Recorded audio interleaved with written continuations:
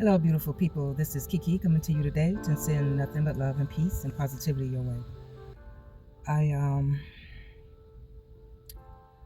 I was running errands, and some thoughts started to flow through my mind, and it was laid on my heart to share these thoughts. They're very personal. They're very sensitive. Um, and if you are sensitive about some of the things that I'm going to talk about, as far as um, children and some inappropriateness and things that take place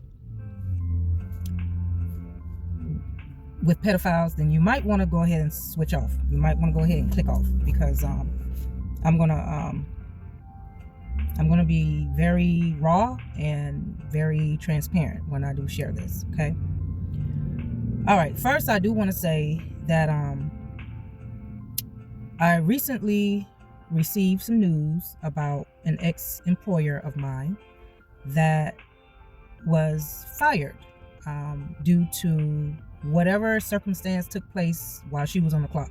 The principal was, I guess, not doing something and fell short of something, and it has something to do with a child and a broken leg, and she's out the door.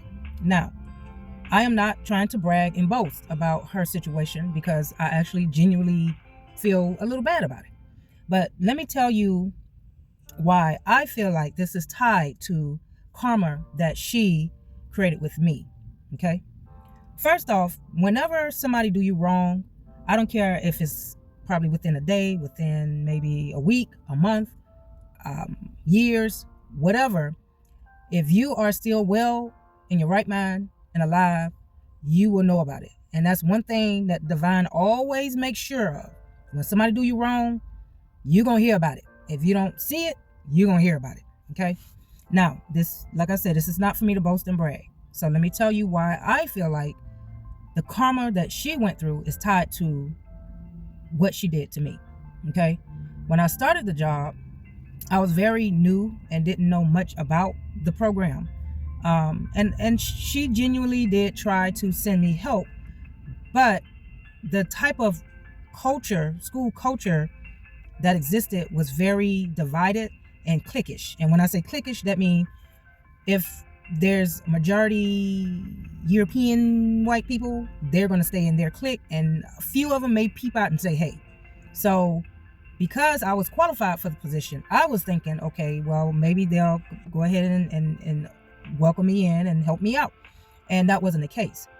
So when I reached out to the principal, because I felt like I was being piled up with a lot of work and a lot of it was foreign to me, it was more like, okay, she would try to, convince me of staying, and don't worry, we're going to work it out. Because the more qualified teachers they have at the school, the better the school looks.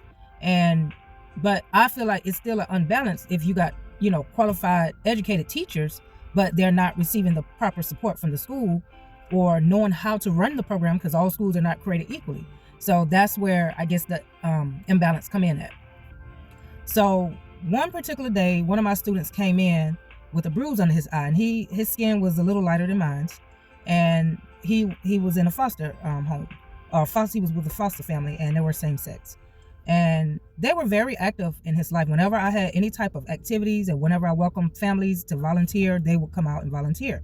So they pretty much created a nice, bond with me, and I kept them updated. We always text, we always, but one particular day, the boy came in, and the bruise was looking pretty bad, and I was concerned about it, because that week the child was always sensitive and crying over every little thing. Like, I'll say, okay, we got to get this math work done, because we have to get ready to transition to another activity. So instead of the child saying, okay, help me, the child would just break down and cry and crawl up under the table. And I already, the parents already informed me of some of his trauma from his background. He came from a mother that was very toxic, and I don't know if it was true or not, but according to them, the mom wasn't a good fit, and she really mentally damaged the boy, with a whole lot of lies and drama and whatever. And so when I brought it to the counselor attention at the school that I was working at, they were like, okay, I think you should look into it and run it by the principal. So I go and run it by the principal, And then the principal tells me, because I said, look, I was trying to find out if the boy was okay. He did come in with a bruise. He was very emotional, highly emotional than usual. So what do you recommend? Should I look into it, or should I just, reach out to the parents? And she was like, well, you are a mandated reporter, which is true. I did sign that contract, and you need to report it because, you can lose your job if you don't report it. And I'm like, well, this is something I was hoping you help me navigate through, because he's not always coming in with bruises. He's not neglected. His parents are very active in his life. So at the end of the day, I still had to report it. So she said, don't worry, it's anonymous. Just go ahead and put in what you have observed. Okay. I really didn't want to, but because, this was a different environment for me, I went ahead and I did it. Okay. I go and I report it. Next thing I know, the front office calls me and say, you got a parent that's pissed off up front? What happened? And I'm in my classroom trying to figure out, I don't know what you're talking about. Because, when you report, you try not to have that ongoing discussion with anybody else. Yeah, girl, some kind of way, the parent knows that somebody from the school made the report, the child abuse report, and they talking about they coming up here and they finna go off. I'm like, oh, shit. I did not that I was afraid of the parent, because, hey, I know how to defend myself. And one thing, if I lose the fight, they gonna know I fought hard. You ain't finna walk away without any marks from me. I promise you. But anyway, so the man popped up at the school, and the principal was the first one to pull him in. And so instead of the principal trying to get the parent to calm down and tell the parent, hey, we're not allowed to share any names of who reported your child, all teachers here are mandated reporters, she calls me to the freaking office. This asshole called me into the office to meet with the parent. And the parent was like, well, I don't know if you were the one that called DCF, but I just feel like this is a terrible thing that you're breaking up my family. And I mean, this man breaking down in tears. This man was at least 6'4" and looked like he was in the 300-pound range. And I mean, very prissy and very feminine. And he's like, I just can't believe that you wouldn't even try to call me and talk to me first, and this and this and that. And I'm not abusive, and I would never do anything to hurt my son. And and so I'm sitting up here looking shocked, like, okay, what am I supposed to do with this? And what is the point of this? And the principal just sitting over there on her computer, la la la la la. Oh, this is going to be entertaining. And I looked at her redhead ass, and I just wanted to just throw something at her face, because I'm like, she already knew I did not want to report it, and I did not want to be in the middle of this. But anyway, eventually I got a chance to calm the parent down myself, but because she kind of created the meeting, just me, her, and the guy, but she didn't even try to console him. She was just, nonchalant about it. And I'm like, this is a serious matter, because if this parent's flip mode on me, somebody in here ain't gonna come out well. They gonna end up locked up, or they're gonna come in, they're gonna end up being totaled away in the paramedics and vehicle. So she need to kind of step in, but she didn't want to really say much, because she knew that was fucked up for her to do some shit like that. And so I pretty much just told the parent, look, I said, if you did not hurt your child, all they're going to do is come through the household and make sure that, they kind of evaluate you, look in your refrigerator, and they're going to just, follow up. They are not going to remove your child. They're not going to take your child from you. Well, we're in the middle of a court case, and this is not looking good for our record. I said, well, I know for a fact you guys are very active, and if I have to vouch for you guys, I will do that. I said that I know it's not easy, and I know you feel targeted because, of course, you are a male that's married to another man that's trying to adopt a child. And I know that you feel like, the world is working against you, but I promise you that is not my case. I feel like you guys are capable of loving him just like anybody else, just like a heterosexual couple. So I said that, what we can do is we'll, keep our ongoing communication. And, I do feel bad. I feel bad, and I really didn't mean to really upset him. I said, but I was just following my job duties, because I need my job, and I have a family that I have to take care of too, and I'm not trying to get fired. So eventually he calmed down. He wiped his tears away, and we walked off. But I lost total respect for that woman. I wanted to curse her out, but I didn't curse her out. I just set myself up for transition up out of her school. And so when we went on our little Christmas break, she swore up and down I was gonna come back to that bullshit that because it wasn't just that. We would have like staff meetings, and she'll get up and then she'll like throw her weight around and act like she's above everybody. We're gonna be the perfect school, because it is a Cambridge school, and they're very highly competitive, and they want their background to look good. They want the teachers to be top notch. They want this to be good, that to be good. But how in the hell you want to expect all the greatness to go on in the school if the head is fucked up, if the leader ain't doing right? So I left. Yes, I did. I mean, I did put in notice, but I didn't come back, and it made it very hard because, it ain't too many teachers out there that is qualified, that's willing to put up with certain things, especially being underpaid and kissing ass. That just, it doesn't work. It doesn't work like that. So this is what I got to say with this story. It's not that, I like when people get karma, because I really don't. I get my karma too. Now, I ain't trying to act all perfect, but I try my best to learn the lesson that I am dealing, when it comes to the karma, if it's bad karma, and make sure I don't repeat that same mistake. But at the end of the day, guys, you got to understand, when you put out negative energy, it's going to come back to you. I don't care if you believe in Buddha, what's the blue face goddess that the Indians believe in? That person, because I can't even tell if it's Shiva. I don't care if you believe in Jesus, Abraham, Moses, Paul, Mary Jane. I don't care what you worship and what you believe in. Just realize, when you put out negative energy, it's gonna come right back to your ass. And if you did something low down, it's gonna double. It's gonna double. See, the lady didn't just get fired. That gave me a hard time. She is getting sued. So you losing money and losing some more money. And that's what I'm saying. People just don't understand the seriousness of your behavior. People be walking around acting like they bougie. They don't like you because you this color. They don't like you because you look like this. They don't like you because you're shaped like this. They don't like you because you put in the work, the leg work to get your education up. They don't like you because you don't get smoky high like everybody else. You don't get drunk like everybody else. You don't fuck around like everybody else. Ooh, what make you think you all that? Your pussy ain't all that. Well, maybe I'm trying to get it that way. Maybe I'm tired of dealing with fuckeries that don't know how to take care of themselves and they reckless dicks. Maybe I'm tired of that. So no matter where you go, you're going to deal with a hater. And, this is how I see it. I don't be running and scared of haters. I just take their energy and use it for my blessings. Because at the end of the day, no matter how many jobs I lose, I always bounce back and get another one. No matter how many jobs I deal with bullshit, there's always a better one right around the corner. It can go outside of jobs. No matter how much I went through hell in my marriage, I know for a fact I'm not going to leave this earth without having real love in my life. Before I leave this earth, I know for a fact, I have that much confidence in my divine that, I'm going to get loved the right way before I leave this earth. No matter how many people I lose in my family, that's okay. Meaning that if I cut you off, or I block you, or I don't deal with you no more, I'm going to have you replaced with another family, even if it's a spiritual family, even if it's strangers that don't even know that's real and down to earth and that's transparent with me. That's how it works. When one thing don't work, you just replace it for another one. I had a blue Nissan car. It was going out. It was acting funny on me.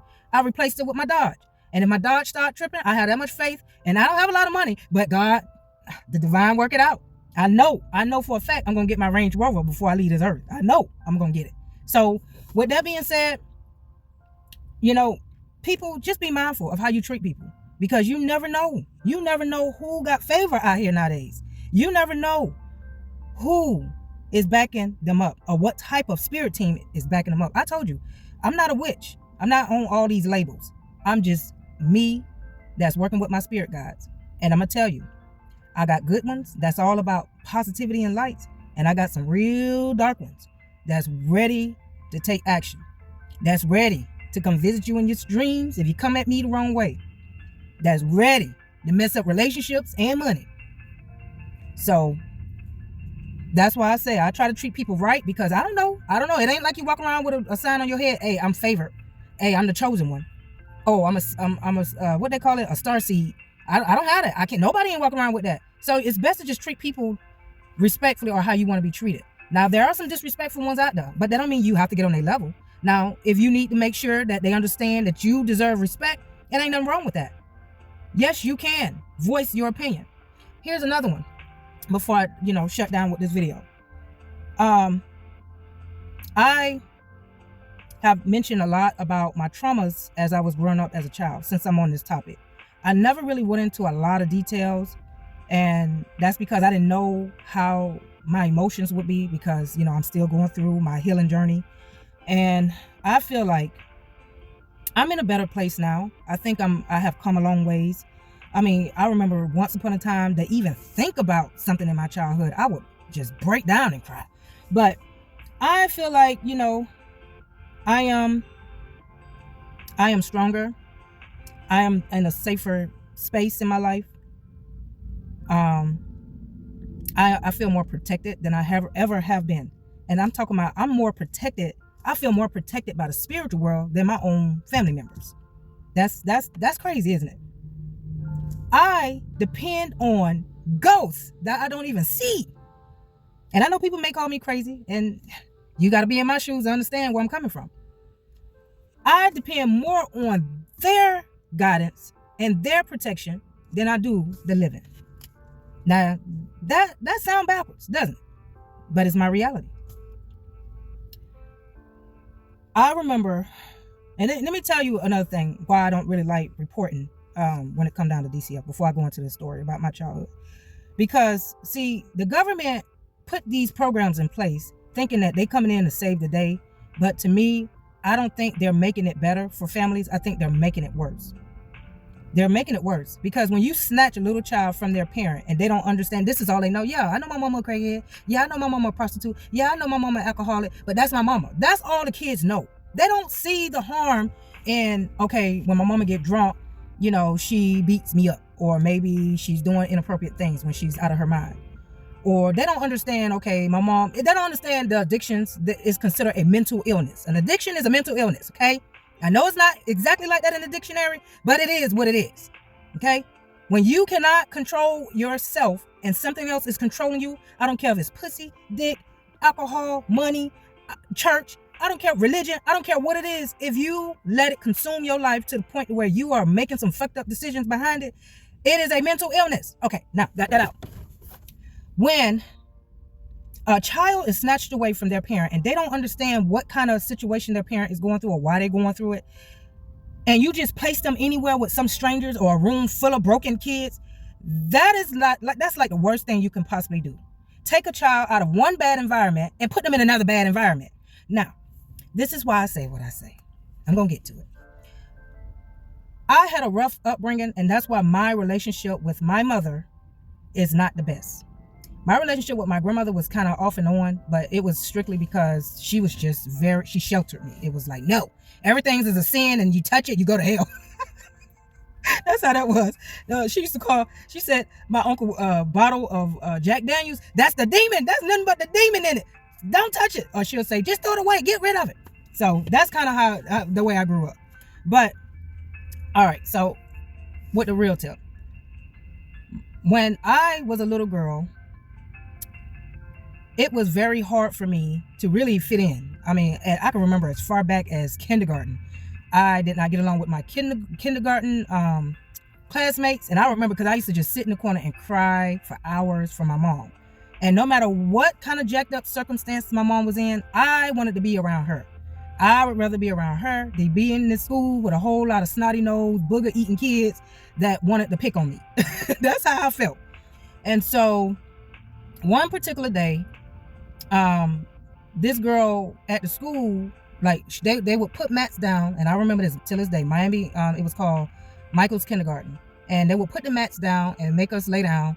And one particular girl that laid by me used to bully me and try to force me to pretend that I was pregnant, or she would try to touch my private part. She would do all kind of weird stuff. I never could understand it, but now that I think about it, now I realize this girl was actually molesting me, and I was so scared. I didn't even know what to call it, and I didn't even know how to tell my teachers. Now, mind you, when I got home, my mom never really asked me if she never taught me about, oh, nobody should touch your private part. Nobody should. It was more like your pocketbook. Like, pocketbook? Don't let nobody touch your pocketbook. Now, you tell a 5-year-old about a pocketbook. If you don't really be details about what a pocketbook is, that would throw the child off. So I never could understand that. And so I went from that circumstance and kept that to myself. Now, this is early on, kindergarten, okay? Then I did tell you one story about me spending the night at another friend's house, and because my mom was really trying